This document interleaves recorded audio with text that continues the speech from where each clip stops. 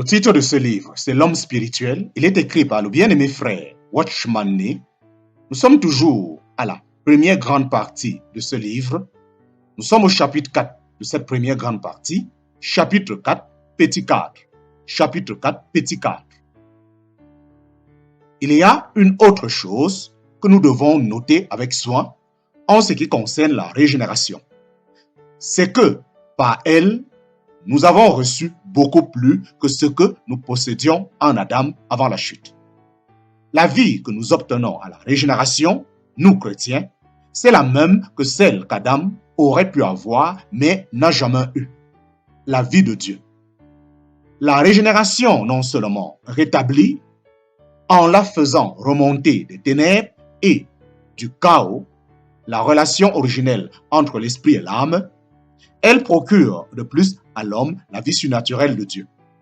L'esprit de l'homme, cet esprit inténébré et déchu, est rendu vivant, fortifié qu'il est par le Saint-Esprit quand la vie de Dieu est acceptée.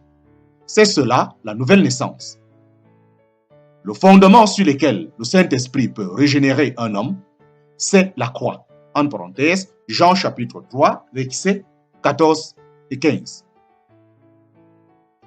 La vie éternelle dont il est question dans Jean chapitre 3, verset 16, n'est autre que la vie de Dieu que le Saint-Esprit implante dans l'esprit de l'homme.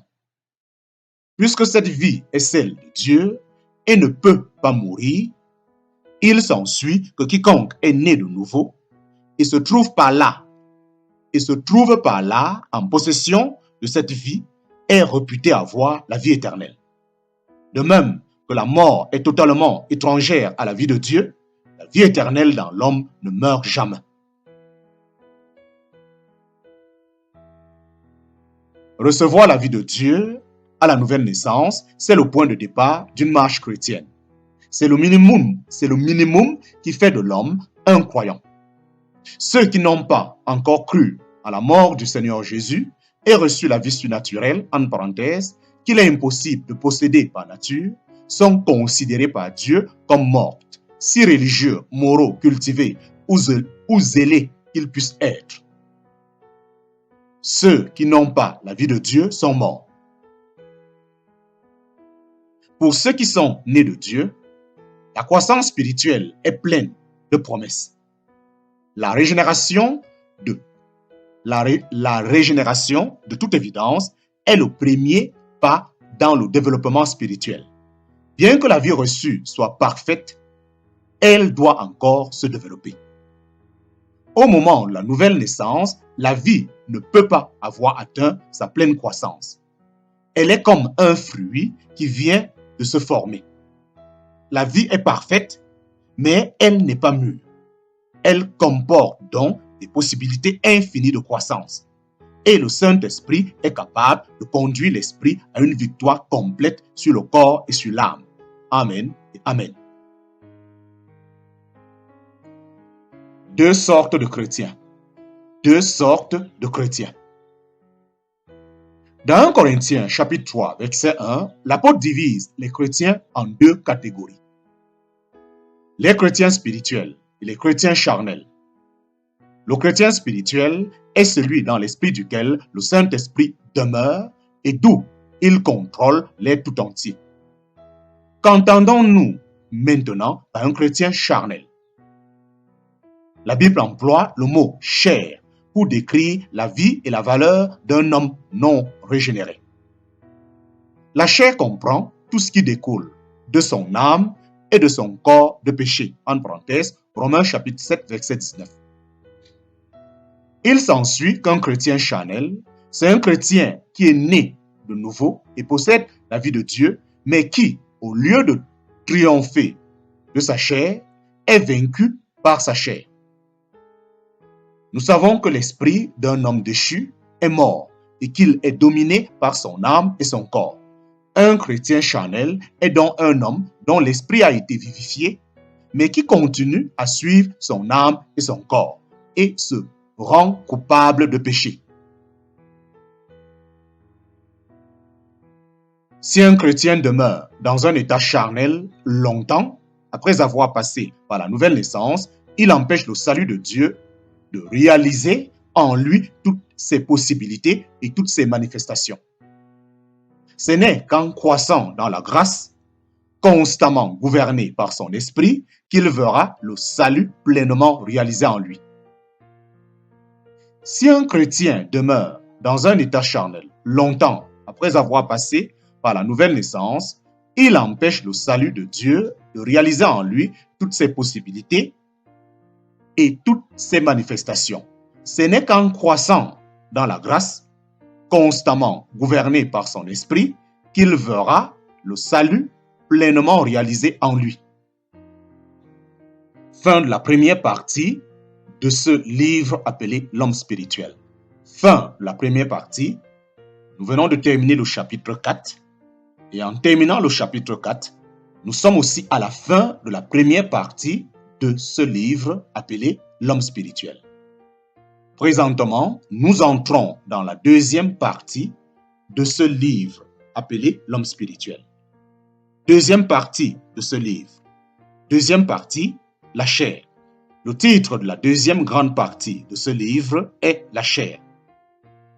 Chapitre 1 de la deuxième partie de ce livre. Chapitre 1, la chair et le salut. Chapitre 1, la chair et le salut. Le mot chair est bazar en hébreu et sars en grec. On le rencontre fréquemment dans la Bible et il est utilisé de différentes manières. Son usage le plus riche de signification, observé dans les écrits de Paul, où il est très clairement exposé, se rapporte à la personne non régénérée. Parlant de son vieux moi, l'apôtre dit dans Romains chapitre 7, « Je suis charnel, ce n'est pas seulement sa nature ou un élément particulier de son être qui est charnel, le je, l'être entier de Paul est charnel. » Il répète cette pensée au verset 18 par cette assertion. En moi, c'est-à-dire en ma chair, il s'ensuit de toute évidence que dans la Bible, le mot chair s'applique à tout ce qu'est une personne non régénérée. Il faut se souvenir qu'au commencement, l'homme fut constitué esprit, âme et corps. L'âme est le siège de la personnalité et de la conscience que l'homme a de lui-même. Et elle est en relation avec le monde spirituel par l'intermédiaire de son esprit. C'est à l'âme à décider si elle va obéir à l'esprit et se trouver ainsi unie à Dieu et à sa volonté, ou si elle va céder au corps et à toutes les tentations du monde matériel. Ce qui occasionna la chute, c'est que l'âme résista à l'autorité de l'esprit et tomba dans la servitude du corps et de ses passions. C'est ainsi que l'homme est devenu charnel et non pas spirituel. L'esprit de l'homme se vit refuser sa noble position et fut réduit à l'état de prisonnier. Comme l'âme est maintenant au pouvoir de la chair, la Bible regarde l'homme comme charnel. Tout ce qui est psychique, entre parenthèses, du domaine de l'âme est charnel. Maintenant, outre cet emploi du mot chair pour désigner tout ce qu'est une personne non régénérée, il est parfois utilisé pour désigner la partie moelle du corps humain et le distinguer du sang et des os. Il peut, de plus, être employé pour désigner le corps humain. D'autres fois encore, il peut désigner l'humanité tout entière. Ces quatre sens sont étroitement apparentés.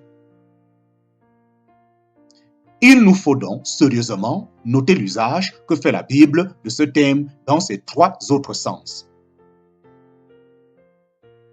Premièrement, le mot chair est appliqué aux parties moelles du corps humain.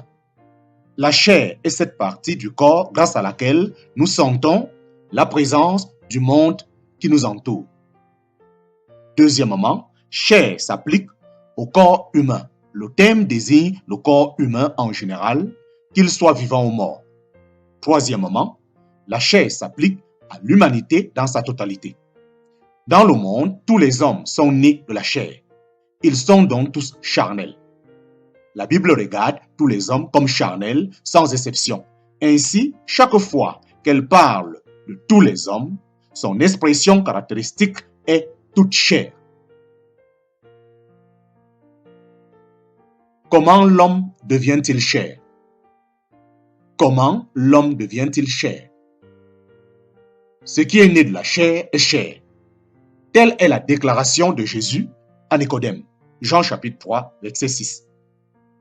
Cette affirmation succincte répond à 3 questions. 1. Qu'est-ce que la chair? 2. Comment l'homme devient-il chair? Et, enfin 3. De quelle nature ou de quelle qualité est-elle la chair?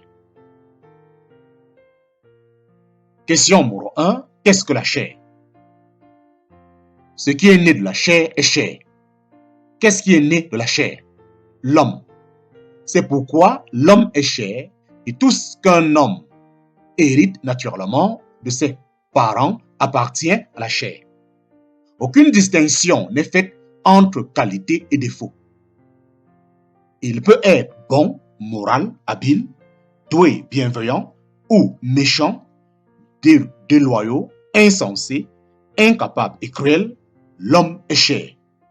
Tout ce que nous sommes à notre naissance et tout ce qui se développe par la suite est compris dans le mot chair. Question numéro 2. Comment l'homme devient-il chair? Question numéro 2. Comment l'homme devient-il chair? Ce qui est né de la chair est chair. L'homme ne devient pas charnel en apprenant à être mauvais à force de péché, ni en s'abandonnant à la licence dans son avidité à suivre les désirs de son corps et de sa pensée. Le Seigneur Jésus fait cette déclaration claire et nette. Aussitôt qu'un homme est né, il est charnel. Ce n'est ici ni sa conduite, ni son caractère qui sont déterminants. Il n'y a qu'une chose qui en décide. De qui est-il né? Chaque homme de ce monde a été engendré de parents humains et est par conséquent jugé par Dieu comme étant de la chair. Genèse chapitre 6, verset 3.